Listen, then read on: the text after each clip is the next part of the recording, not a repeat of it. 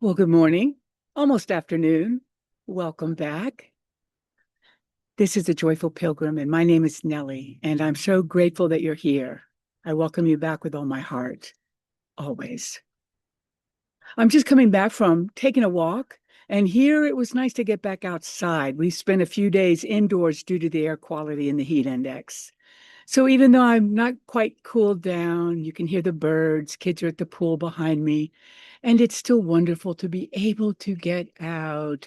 The condition is a little moderate, but it wasn't severe red and purple indices for air quality.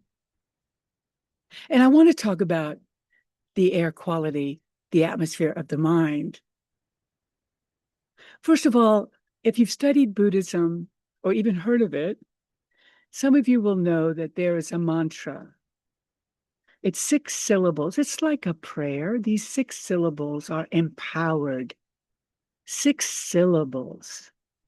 Like Hail Mary, full of grace is 6 syllables. But in Buddhism, the mantra of compassion is in Sanskrit. Om Mani Padme Hung. Many of you know that. I'll have it in the description below. Om Mani Padme Hung. Chanting Om Mani Padme Hung sort of polishes the heart. In fact, it means the jewel in the lotus. We work with that a lot here. I'll be repeating it time and again, along with different prayers and mantras of different traditions. These 6 syllables, Om Mani Padme Hung, are designated for 6 attributes of the mind, qualities. The quality of generosity, the perfection of generosity. Moral ethics, doing the right thing for the right reason. Moral discipline, we might call it. Patience, sometimes hard to cultivate that on 295. Meditative concentration. And of course, perseverance.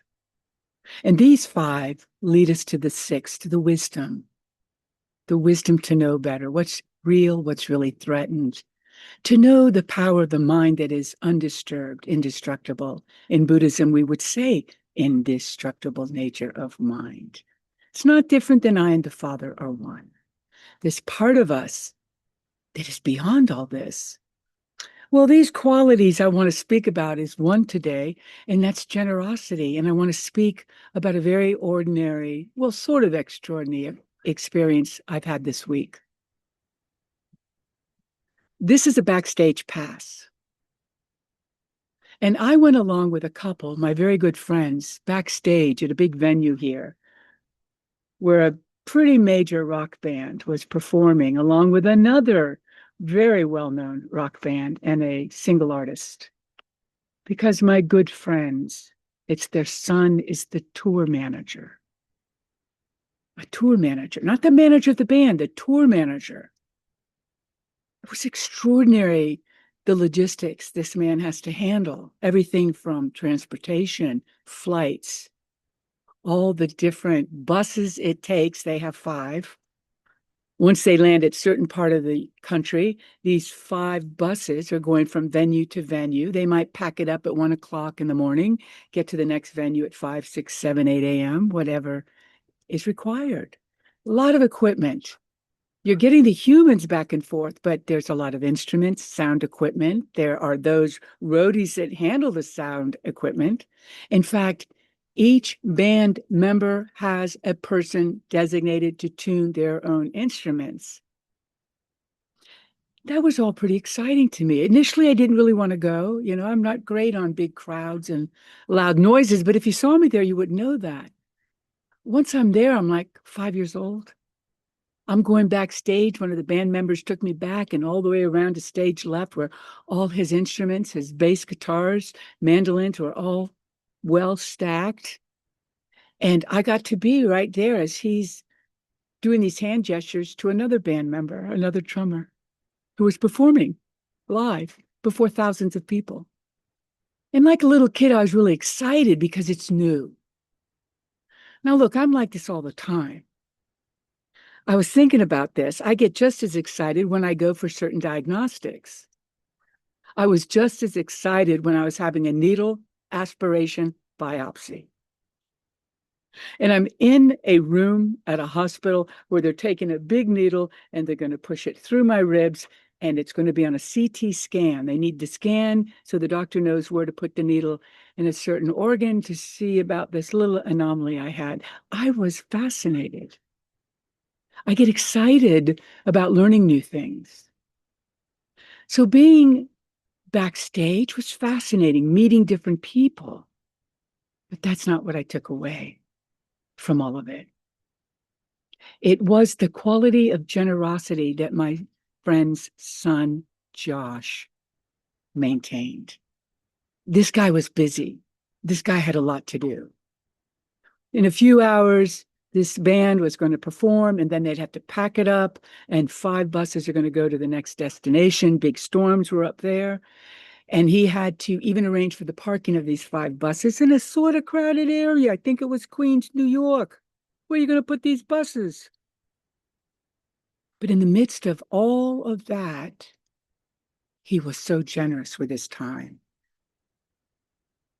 I was very much struck by his fortitude, the strength. I mean, he has big cases that he has to send with him that go from venue to venue with all his equipment, his specific equipment. At the end of the day, he has to reconcile money coming in, what needs to go out against ticket sales, et cetera, et cetera. But it was his generosity with his time. It was his parents who were there. He was fabulous with them. And then other friends he went to high school were there. Another man, one of the, I guess, renowned tattoo artists. He's done many stars that you know. Again, another really humble guy. They were just so present, but Josh's generosity with his time, that's what I took away from me. You know, the rock star life obviously isn't my life, but learning how people in their everyday work can still have an open heart. Now, Josh might think I'm just nuts talking about this.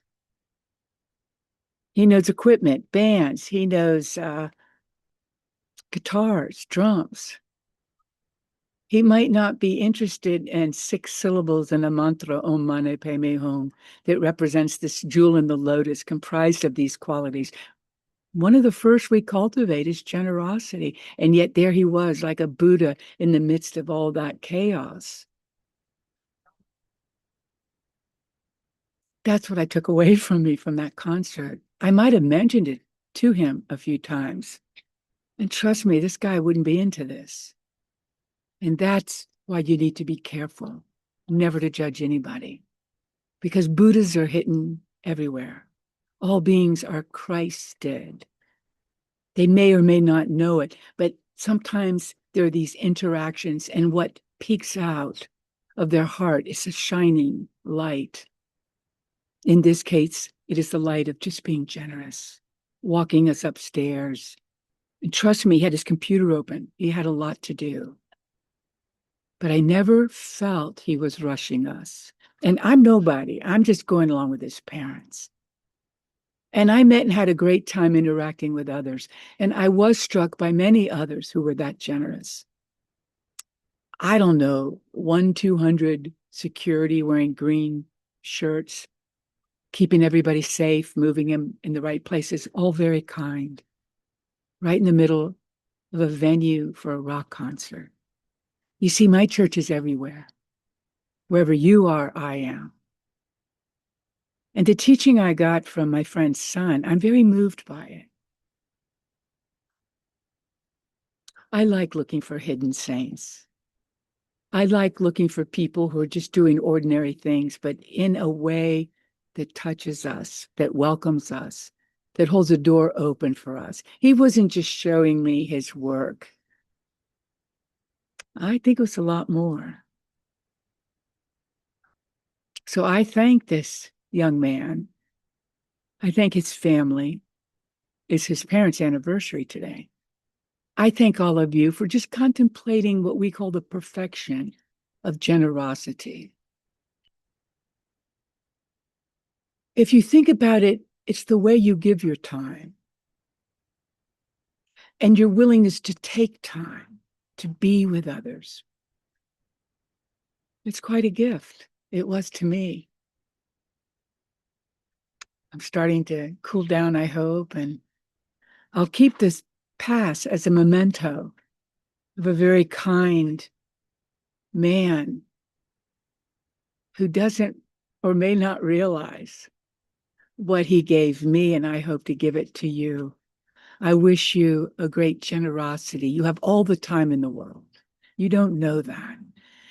He acted as if he had all the time in the world, and he had a very limited time to do a lot of things, but you wouldn't have known it. That's a pretty extraordinary person. I hope this touches you. I hope that you take from it a little sense of how your church or temple or synagogue, the lodge is everywhere you go. And that's your congregation, whoever you're with.